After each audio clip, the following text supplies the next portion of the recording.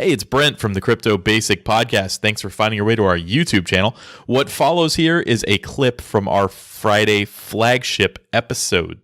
And what that is it's an episode that covers the news and goings-on of the week, and we've kind of broken that down into individual segments now when we throw it up on YouTube. So if you like what you see, you can listen to the full episode wherever you get your podcasts, and the link is in the description below.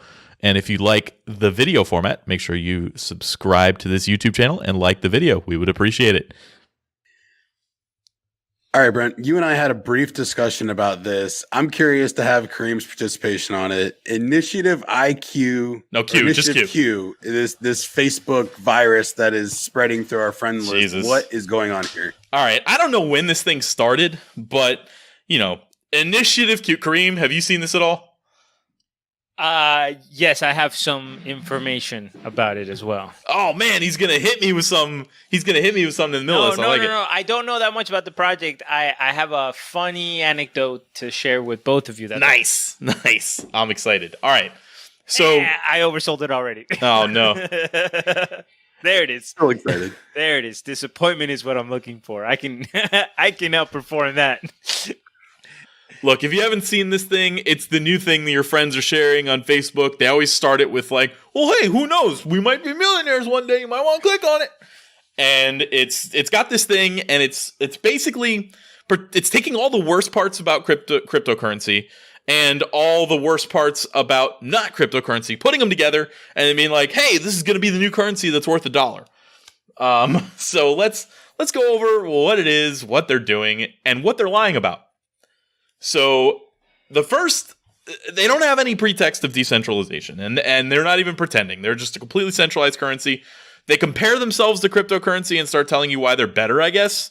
Honesty, check. Continue. Yeah. So yes, that one's honest. There's no investment needed to sign up other than your name and your email address.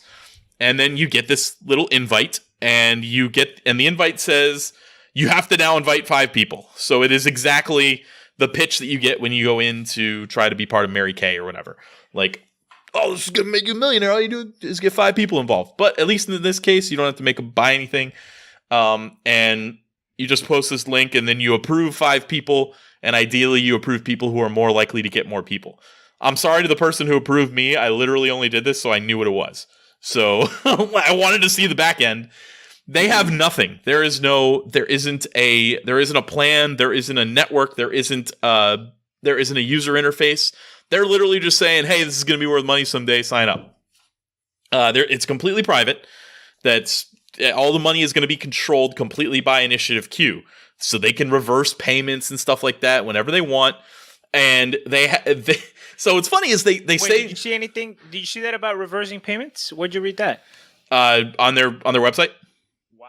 So they can reverse payments if there's a discrepancy or something like that.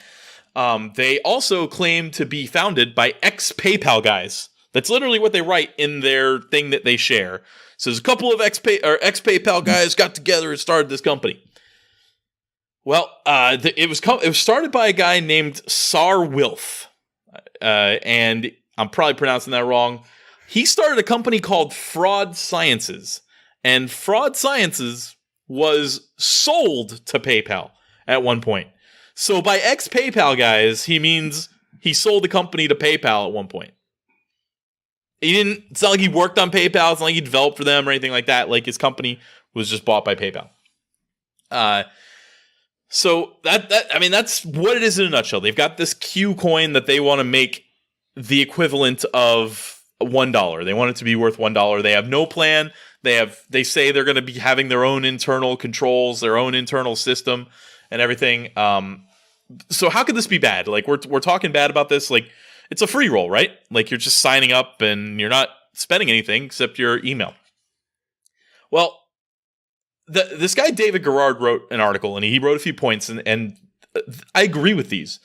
This program is curating a list of the following people. People who think the get-rich-quick schemes work. People who will get their friends to sign up for said scheme.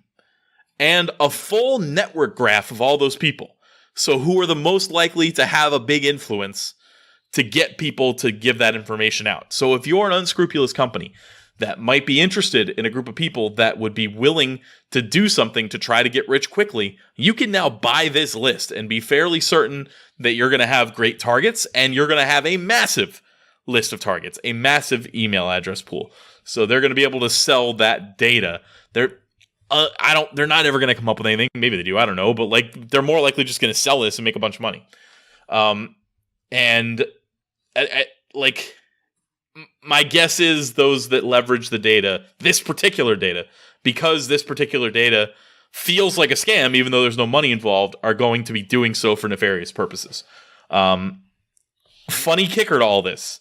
They've got nothing. On their website, they're talking about how cryptocurrencies are a solution for a problem that doesn't exist. They're stupid. They're better than cryptocurrencies. They have 3 Ethereum addresses, and all of their coins have been generated on the Ethereum blockchain. So they have one with their Q tokens, which is 2 trillion Q tokens that they want to be worth $1 each. And they have 2 reserve contracts. They're labeled reserve with 2 quadrillion tokens each. So they're planning on holding $4 quadrillion and giving out $2 trillion, according to the Ethereum blockchain. So how many zeros is a quadrillion? It's 3 more zeros than a trillion. That's beyond trillion? Yes. That's 1,000 trillion, so that's 1,000,000 billion. Or a million, billion, billion, million. Yeah, you know what that just did? That just blew my mind. Oh my god. All right, Brent. I can see that over here.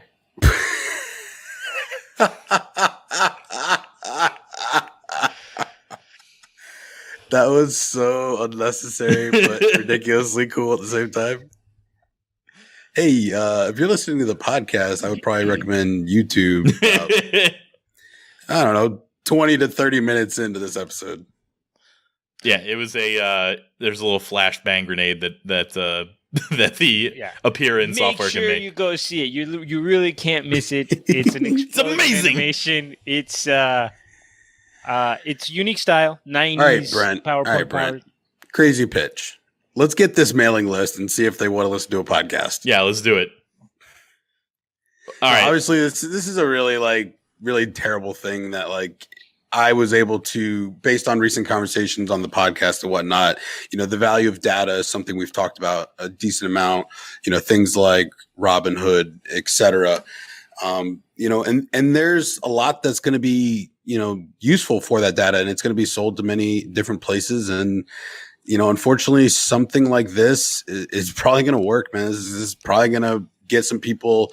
Imagine if you have this network, and what if you just find somebody that just got 1,000 people? What could you offer that person? There's the incentive is just there to well, you could offer really them nefarious fake money. Things. Yeah, I would offer them an opportunity to be an essential oils representative that could as long as they get 5 of those 1,000 friends to sell these to, they're going to be gold. No, it's not inherently bad on its surface. It's just that they're not scamming. I just think they're going to sell the data to people who will.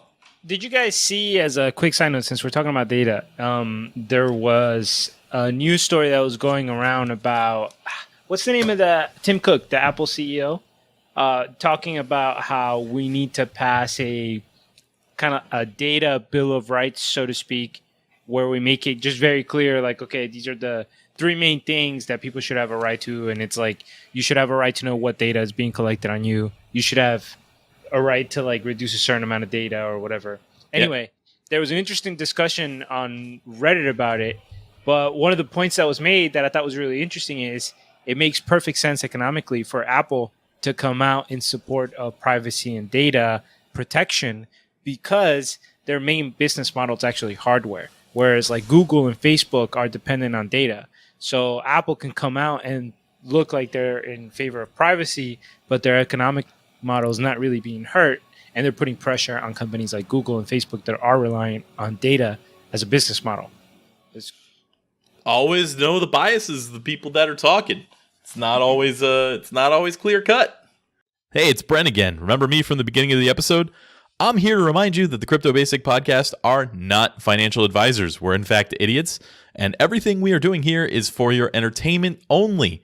All investments have inherent risk. Please do your own research. Do not listen to us. And never invest more than you can afford to lose. Thanks for watching.